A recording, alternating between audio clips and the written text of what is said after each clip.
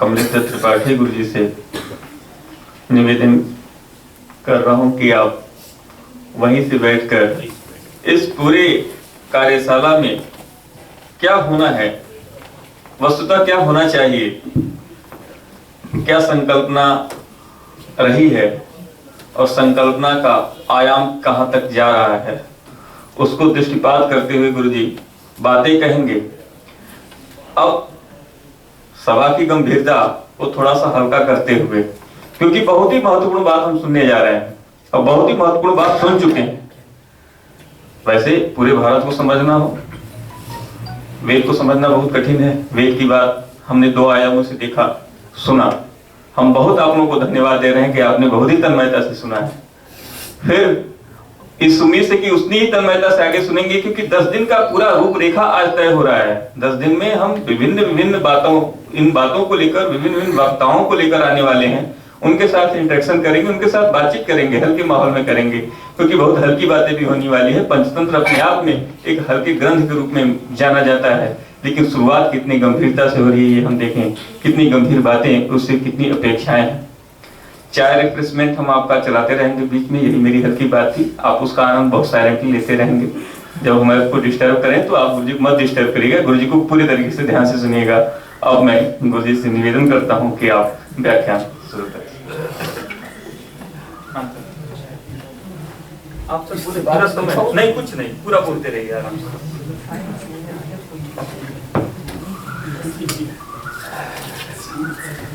आदरणीय प्रोफेसर विशुद्धि,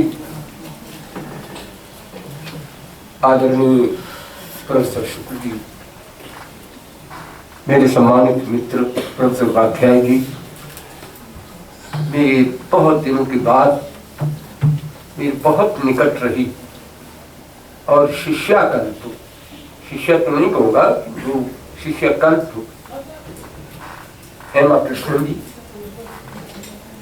और हम सब की आदरणीय इस समय गंगा के ऊपर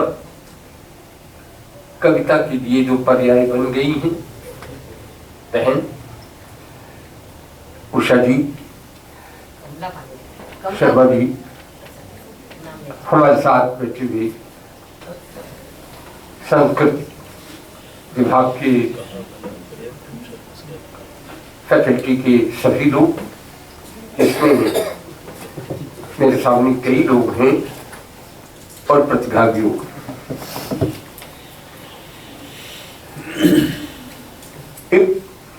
एक उपक्रम है कैसे भारतीय शिक्षा ईसा की पहली दूसरी शताब्दी से और लगातार 1975 तक, 80 तक, शायद और बाद तक एक विशेष प्रकार से सारभूत ज्ञान को बच्चों के पास पहुंचाती रही है। इससे अगर सुपरिचित कराना हो तो 2-3 ऐसी पुस्तकें हैं जिनसे अपने आज के संस्कृत के अध्येताओं को परिचित कराना आवश्यक हो जाएगा। हमारी नई पीढ़ी के सिद्धिदात्री जैसी प्रतिभाशाली लड़की यहाँ बैठी है, यहीं से पढ़ करके शास्त्र का विधिवत अध्ययन करके ये दिल्ली गई और वहां आधुनिक ढंग से सब पढ़ा समझा, फिर यहाँ चली गई।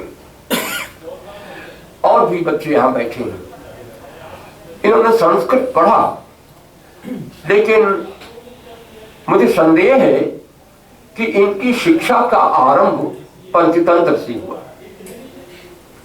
इनकी शिक्षा का आरंभ नीति शतक से हुआ। मुझे बहुत संदेह है। इस पूरी 2000 साल की शिक्षा परंपरा को एकदम से उलट दिया गया है और अभी 2 दिन पहले इंटरमीडिएट की मानविकी की, ह्यूमैनिटीज की पुस्तकों को देख रहा था जो बच्चे पढ़ रहे हैं। तो उसमें सामाजिक विज्ञान की अंग्रेजी में किताबें थी, हिंदी में नहीं थी, वो सेंट्रल सेकेंडरी बोर्ड की थी। और उसमें सोशल चेंजेस के बारे में बात हो रही थी। तो सोशल चेंजेस में टीवी चैनल्स की जो भूमिका है, उस टीवी सोशल परिवर्तन, सामाजिक परिवर्तन में ये भूमिका दूरदर्शन के और दूसरे चैनल्स की। उसमें दूरदर्शन का नाम होता तो मुझे तो सर्दी हो जाती कि दूरदर्शन की बात कुछ की जा रही है। उसमें आज तक की बात होती तो भी मैं समझता कि कुछ ठीक है। और भी जो हमारे ऐसे बहुत सुप्रसिद्ध चैनल हैं, उसमें गागा चैनल की बात, बच्चों को, शायद ये हमारे बच्चे, इन्होंने नाम भी नहीं सुना हुआ, लेडी गागा का नाम सुना है? कम से कम दिल्ली में रही है तो सुना ही है, पर दिल्ली में नहीं रही है वो थोड़ी सुनेंगी। गागा चैनल बच्चों को सामाजिक परिवर्तन की प्रक्रिया में फिल्म की भूमिका और टीवी चैनल की भूमिका, उसमें भी टीवी चैनल की भूमिका में गागा चैनल की भूमिका मेरे कान खड़ी कर देती है कि क्या हो रहा है। जबकि शिक्षा की एक व्यवस्था थी जिसमें बच्चों को अपने समकालीन सभी ज्ञान से सुपरिचित कराने के लिए जिन किताबों को पढ़ाया जाता था, उनमें एक थी पंचतंत्र, दूसरी थी उसी के मॉडल पर नारायण भट्ट के द्वारा लिखी गई हितोपदेश, और तीसरी थी नीति शतक, भर्तृहरि की नीति शतक, वैराग्य शतक, ये पढ़ाई जाती थी। श्रृंगार शतक नहीं पढ़ाते बच्चों को। 8 वर्ष के बच्चे को श्रृंगार शतक क्या पढ़ाएंगे? 10 वर्ष के बच्चे वो नीति शतक पढ़ते थे। मेरा कहना है कि पंचतंत्र को अपनी नई पीढ़ी के पास ले आने का अनेक प्रयोजन हो सकता है। उन अनेक प्रयोजनों में एक महत्वपूर्ण प्रयोजन भारत अध्ययन केंद्र के लिए यह है कि हम अपनी संपूर्ण ज्ञान राशि को बच्चों को बाल मनोविज्ञान के अनुसार कैसे हम संक्रांत करेंगे। अगर इसको समझना हो तो पंचतत्व को समझिए, हितोपदेश को समझिए, और कैसे वह सब का सब कविता से होता है इसको समझना है तो नीति शतक समझिए। नीति शतक न भी पढ़िए, हिंदी पढ़िए तो रहीम से समझिए, तुलसी से समझिए, तुलसी के दोहे, रहीम के दोहे, रसखान के दोहे, उनके द्वारा समझिए। लेकिन सामाजिक परिवर्तन को भी समझना है तो आप हमारे चुने हुए लोकगीतों से समझिए। लोकगीतों में जो सामाजिक परिवर्तन हो रहे हैं वो बहुत अच्छी तरह से प्रतिबिंबित होते हैं। सशक्त रूप से NERT के रूप से मैं सोचता हूं, पूछता हूं कि इस वर्तमान शासन को क्या हो गया है? क्या यही कौशल है? क्या यही टेक्नोलॉजी है? जिस टेक्नोलॉजी से गागा चैनल के द्वारा, ये गागा चैनल टेक्नोलॉजी है, फिल्म तो टेलीविजन तो है, और टेलीविजन टेक्नोलॉजी का हेराल्ड वो है, ठीक है। लेकिन उसके लिए मैं जानना चाहता हूं कि वो चैनल क्या यही है? 5 वर्ष बीत गए हैं, और बहुत कुछ हम समझते थे कि होगा, लेकिन ऐसा कुछ नहीं हुआ है। जो चीजें जहां चल रही हैं शिक्षा के क्षेत्र में, संस्कृति के क्षेत्र में, वो और भी कुरूप होकर के चलाई जा रही है। वल्गर की सीमा है, वो बढ़ता चला जा रहा है। अब इसके विपरीत एक ऐसी संस्कृति है जो वर्जनाओं से रहित है। एक ऐसी संस्कृति है जो स्त्री और पुरुष के संबंध को स्वाभाविक मानती है, इसलिए उसको जिनको जैसे देखना चाहिए वो देखें। पर बच्चों को कैसे बताना चाहिए, तो बंदरिया और बंदर के जरिए से बताया जाए। वो मगर और नर और मादा मगर के जरिए से बताया जाएगा।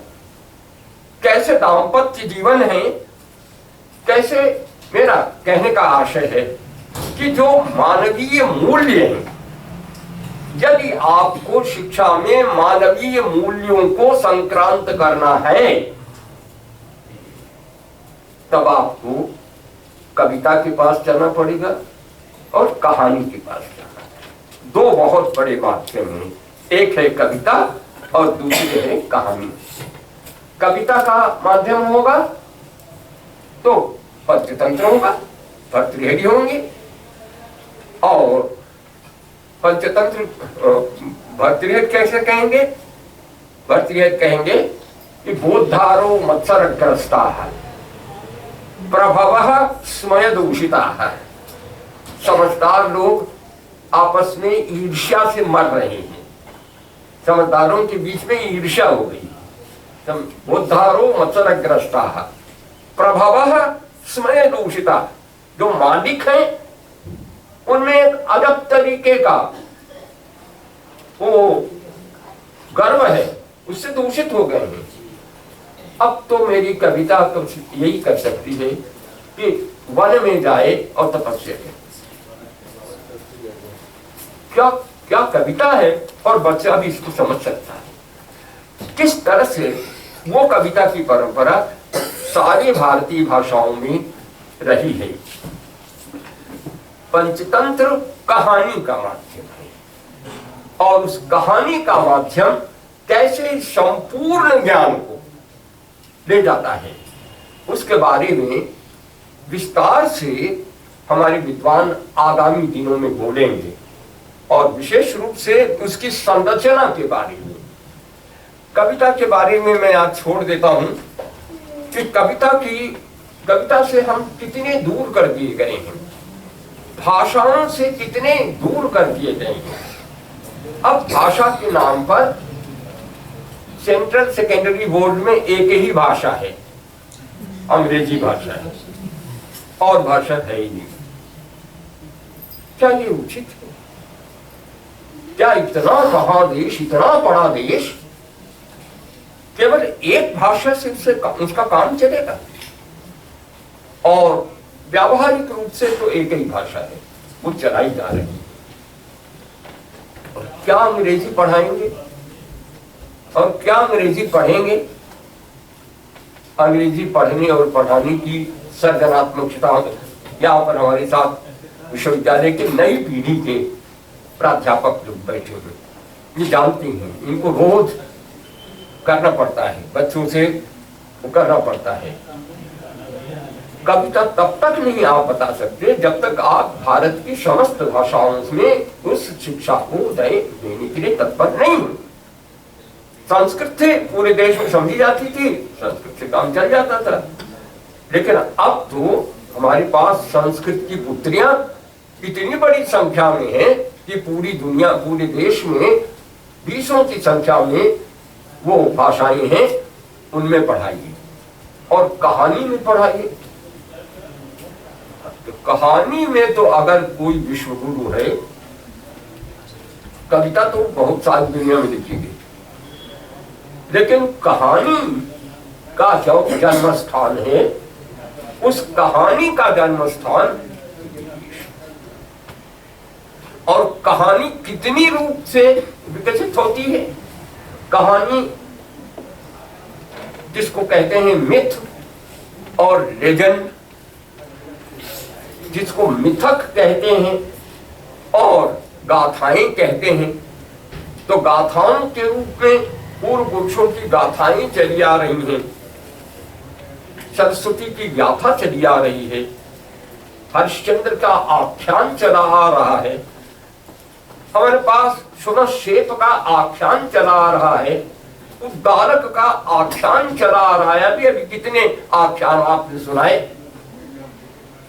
कथाओं का एक ऐसा प्रकार है जो दुनिया की बहुत थोड़ी सी भाषाओं में है। वो आइसलैंडिक में है, एडा में है।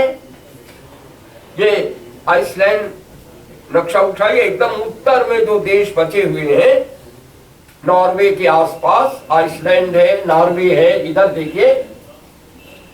यहाँ प्राचीन एस्किमो जहां रहते थे, उनकी भाषा में गाथाएं हैं, उन गाथाओं में बची हुई है, रही है। इसी तरह से आइसलैंड में, इन सब देशों में वो गाथाएं रही हैं और मिथक रहे हैं। इंद्र और वृत्र का मिथक, जैसा कि आपने संकेत किया, जो अनेक प्रकार के मिथक हैं। उन मिथकों के द्वारा सार्वभौम सत्यों को समस्त लोकों में और सारे काल में जिनको कहा जा सकता है, वे मिथक उनमें बताते हैं। उन और कविता के द्वारा बताते हैं। कविता तब तक नहीं लिखी जा सकती जब तक उस जाति में मिथक नहीं जिंदा है। अगर मिथक नहीं है तो कविता नहीं लिखी जा सकती। इसलिए इलियट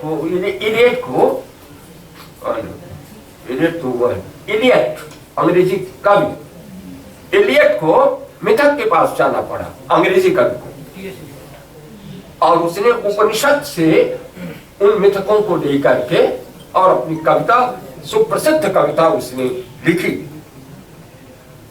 उस मिथक के द्वारा सुंदर है, दा दा दा 3 बार दो दो दो ऐसा मांगा, और फिर वो कहानी को देकर के इलियट की कविता है, जिसमें उन्होंने वर्तमान समय की यात्राओं को खोला है, कहा है। तो मिथक के द्वारा होना चाहिए और वीर गाथाओं के द्वारा होना चाहिए। वीर गाथाएं और बढ़ती हैं तो रामायण और महाभारत की हैं। वे रामायण और महाभारत की गाथाएं हैं जिनमें आपको ये बताया जाता है कि जीवन के मूल्य क्या है।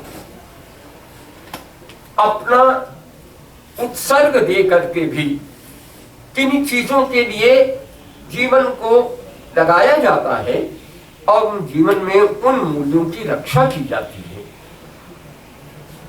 क्या था राम के लिए? रावण सीता को हर ले गया। एक नारी ही थी, हर ले गया। पर एक नारी को हर ले जाना किसी संस्कृति में कितनी बड़ी घटना हो जाती है, और उसके लिए राम पूरे 14 वर्ष तक उसमें अपने समय को लगाते हैं। ये तो मिथक है। उस राम को जिसके लिए पूछते हैं वाल्मीकि नारद से कि नारद ये बताइए कि हमको ब्रह्मा ने कहा है तद्ब्रूहि रामचरितम, वो है राम कैसे? और रामायण का आरंभ ही हो गए, पूर्णस्मिन् सांप्रतम लोके गुणवान कस्य वीर्यवान धर्मज्ञस्य कृतज्ञस्य। कौन अस्मिन, कौन इस लोक में और अभी, इस लोक में और अभी, पहले और कहीं और नहीं, मेरी आंख के सामने अभी और इस समय इस लोक में कौन है? सांप्रतम लोके गुणवान कस्य वीर्यवान, जो गुणों से संपन्न है। कौन है जो धैर्य में हिमवान की तरह से है, गांधीर्य में सागर की तरह से है।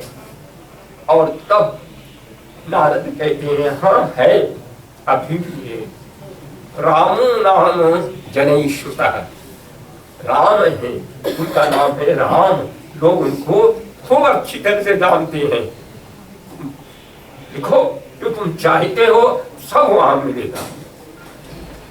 इस तरह से हमारे अपने जीवन के मूल्यों को, शाश्वत मूल्यों को बच्चों को कहने के लिए 2 सर्ग में मूल रामायण है। वाणी के आरंभ में मूल रामायण है। हमको मूल रामायण पढ़ाया जाता था। मेरी शिक्षा का आरंभ मूल रामायण से हुआ है। मैंने काखा का सीखने के बाद रामायण को पढ़ा, मूल रामायण को 2 सर्गों में। नीति को समझने के लिए पंचतंत्र को पढ़ा, हितोपदेश को पढ़ा, और नीति को कविता से समझने के लिए भर्तृहरि को पढ़ा।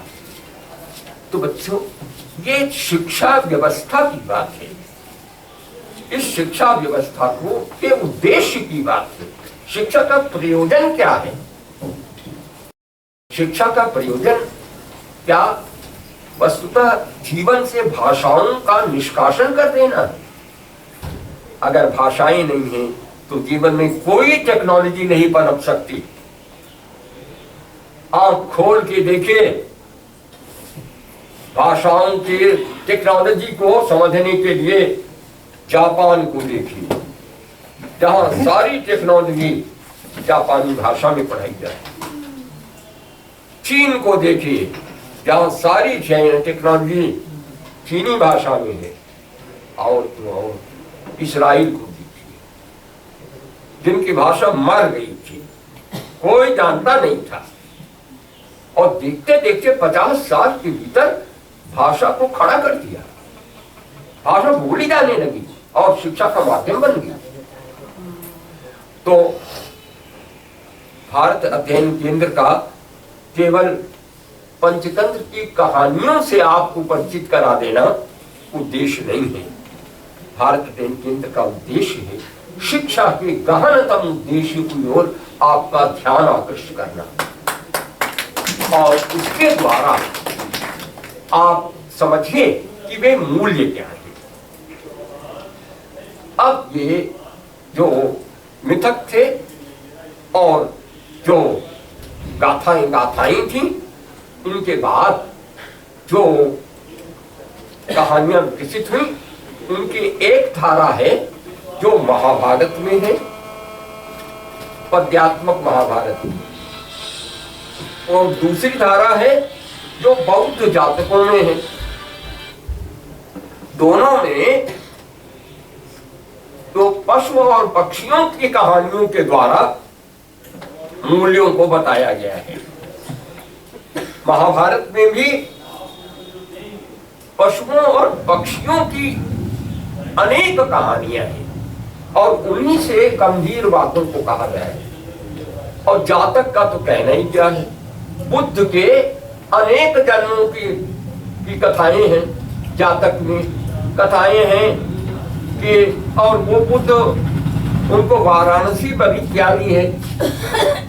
वो जाने कितने जन्मों से वाराणसी में ही जन्मते रहे हैं। तो एकदा ब्रह्मदत्ते वाराणसम रज्जंकारिन्ते, एक बार ब्रह्मदत्त वाराणसी में राज्य कर रहे थे। उस समय बोधिसत्व वानर के रूप में पैदा हुए। वो वानर भी कोई मामूली वानर नहीं थे। वे वानर, वो उनका शरीर, स्वरूप, सब कुछ बहुत अच्छा था। और वो रहते थे नदी के किनारे, ऊपर जामुन के पेड़ पर रहते थे। और उनसे मैत्री हो गई नदी के भीतर रहने वाले मगर से। मगर धीरे धीरे उनके पास आने लगा और अपने मीठे मीठे जामुन के फल खाते, और वो एक टक देखता रहता तो उसको भी दे देते। तो जामुन का फल खाता था।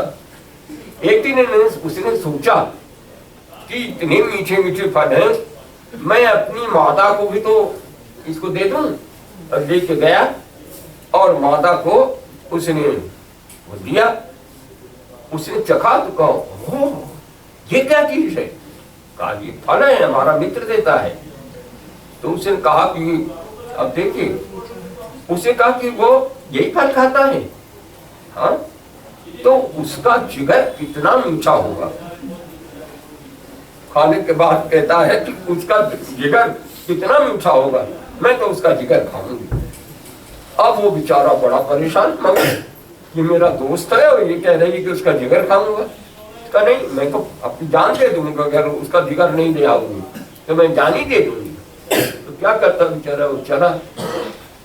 उसने कहा कि मित्र, आज मैं तुमको ले चलता हूँ, तुम अपने भाभी से तो मिल लो, तुम्हारी भाभी तुमको बहुत याद करती है। दूसरे कहा कि चलो, तुम कहते हो मैं चलूंगा, कैसे मैं ले चलूंगा। और बैठाया अपनी पीठ पर और लेके गया बीच में, जहां वो मगर माता मगर थी, वहां ले गया। तो उसकी कहा, अरे तुम आ गए, वाह वाह वाह, मैं कब से इंतजार कर रही थी, तुम्हारा मीठा जिगर मैं खाऊंगी। तो वो दिशा तो घबराए कि ये क्या मामला है, मैं तो आया था घूमने के लिए, कहता मीठा जिगर खाऊंगी। उन्होंने सुना, ओहो, लेकिन भाभी मुझे बताइए नहीं, ये बताते तो मैं अपना जिगर लेके आता, मैं तो उसको पेड़ पर रखाया हूं और मैं यहां चलाया, तो फिर क्या हो? जिनका बस चले और मैं आऊंगा लेके जिगर, तुरंत लौट आऊंगा, आप खा ले। वापस किया। जैसे वो पहुंचा नदी के बाद एक लंबी छलांग लगाई और पेड़ पर चढ़ गया। और तब उसने कहा, अब ये मगर के तुम्हारे चक्कर में आने वाला नहीं है, जाके उससे कह दो। ये जो कथाएं हैं ये जातक कथाएं हैं, पाली भाषा में और संस्कृत में भी है। संस्कृत में है तो संस्कृत में ये कथाएं फिर से कहीं गई जातक संग्रह के नाम से। ये महाभारत में भी थी, ये जातक कथाओं में भी थी, और ये मॉडल कथा का सामने था।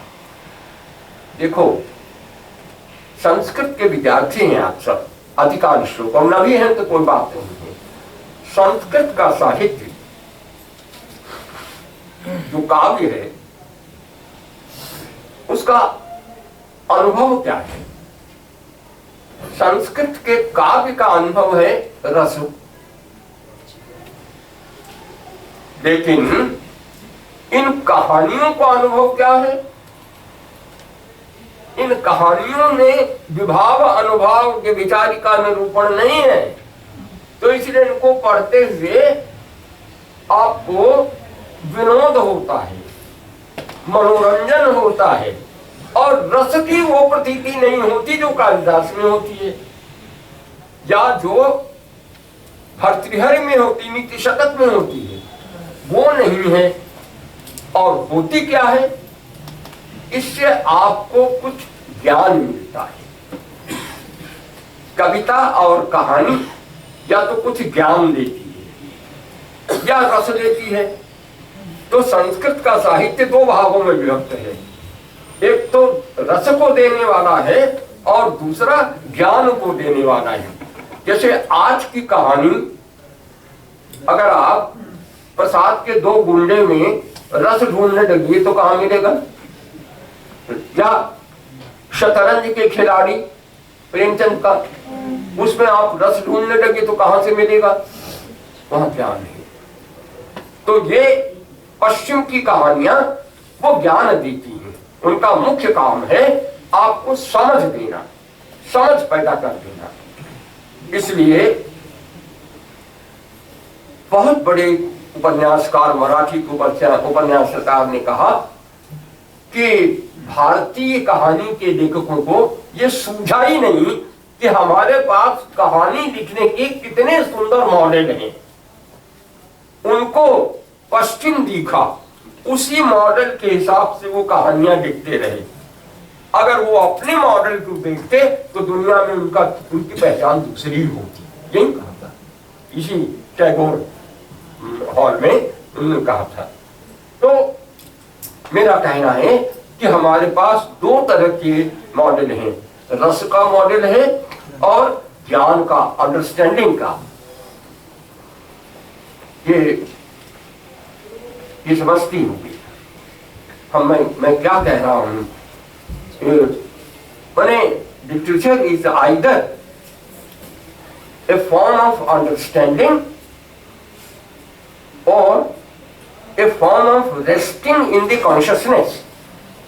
तो अपने में जाके ठहर जाना ये रस है, पूर्ण का अनुभव होना, ये पूर्णता, स्वसंवित विश्रांति, अपनी संवित में ठहर जाना, ये कविता से होता है। वह इस कहानी से नहीं होगा, पर इस कहानी से कोई ऐसा फ्लैश मिलेगा ज्ञान का जो सारी जिंदगी आपको काम आएगा। और बीच में मनोरंजन होगा। तो रंजक कथाएं लिखी गई।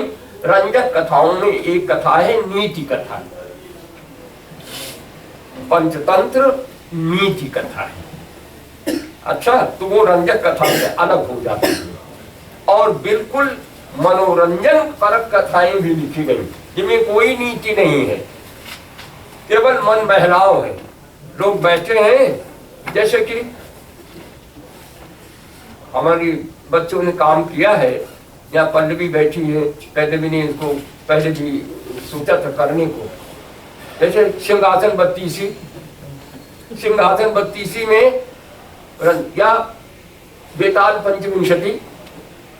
पंचविंशति में विक्रमादित्य के उस पर पुतलियां थी राज सिंहासन पर, और एक एक सवाल पूछती थी, और सवाल अगर नहीं दिया तो कहा कि खोपड़ी टूट जाएगी। तो विक्रमादित्य ने जवाब दिया और खोपड़ी टूटी नहीं, बच गई। तो बिल्कुल एकदम सिंहासन द्वात्रिंशत् पुत्तलिका और वेताल पंचविंशति ये रंजक कथाएं हैं, और पंचतंत्र ये नीति कथा है, हितोपदेश ये नीति कथा है। अब ये नीति दो प्रकार, ये नीति जो है ये दो प्रकार की है। अभी हमारे विद्वान भाई वेद से जिन्होंने उसकी सारी उत्पत्ति को बताया, और ये बताया कि कैसे वहां से धर्मशास्त्र, अर्थशास्त्र, कामशास्त्र सभी निर्गत हुए, और उसमें धर्मशास्त्र है। तो धर्मशास्त्र से जो नीति आएगी वो धर्म नीति, इसलिए उस नीति का नाम है धर्म नीति। धर्म नीति, इसकी चर्चा किसने की? तो इसकी चर्चा की एक नाटक है, संस्कृत का बड़ा प्रसिद्ध नाटक है, वो कौटिल्य के जीवन पर लिखा गया, और उसमें ये सवाल उठता है कि मुद्रा राक्षस के पहले श्लोक में ये श्लोक आता है, धन्या केयम स्थिता ते शिरसि। सूत्रधार श्लोक पढ़ रहा है, और इसमें पार्वती जी पूछ रही हैं उससे, पूछ रही हैं शिव जी से कि ये कौन बड़भागिन है तुम्हारे माथे पर बैठी हुई है? धन्या केयम स्थिता ते शिरसि। तो वो तो बड़े चतुर हैं, वो कहते हैं अरे अरे तुम क्या कह रही हो, कौन बैठे? अरे ये तो शशिकला है, चंद्रमा की कला के बारे में पूछ रही हूँ। तो कहते नहीं भाई, शशिकला को नहीं पूछ रही हूँ, नारीम पृच्छामि नेन्दुम। तो क्या तुम, अब देखो ये संस्कृत है, इसके दो अर्थ है, नारी के बारे में पूछती हूँ और नारी से पूछती हूँ, दोनों अर्थ होता है। तो शंकर जी नारी के बारे में पूछती हूँ ये अर्थ नहीं देते। कहते अच्छा नारी से पूछती हो तो भाई मैं नहीं उत्तर देता, विजया से पूछ लो। कथित विजया न प्रमाणम यदि इंदो। इस प्रकार श्री शिव का और पार्वती का वार्तालाप जो साक्ष्य का है, साक्ष्यम अव्यात विधोर में, ये जो शिव जी हैं जानबूझ के बदमाशी कर रहे हैं। साक्ष्य माने बदमाशी, सीधे सीधे बदमाशी, ये अजीब तरह के बदमाश हैं ये, वो आपकी रक्षक है। इस पर धुंधिराज की टीका है, प्राचीन टीका है। उस टीका में उठा के देख लीजिए। उस टीका में वो कहते हैं कि नीति दो प्रकार की, एक धर्म नीति है और एक साक्ष्य नीति है। धर्म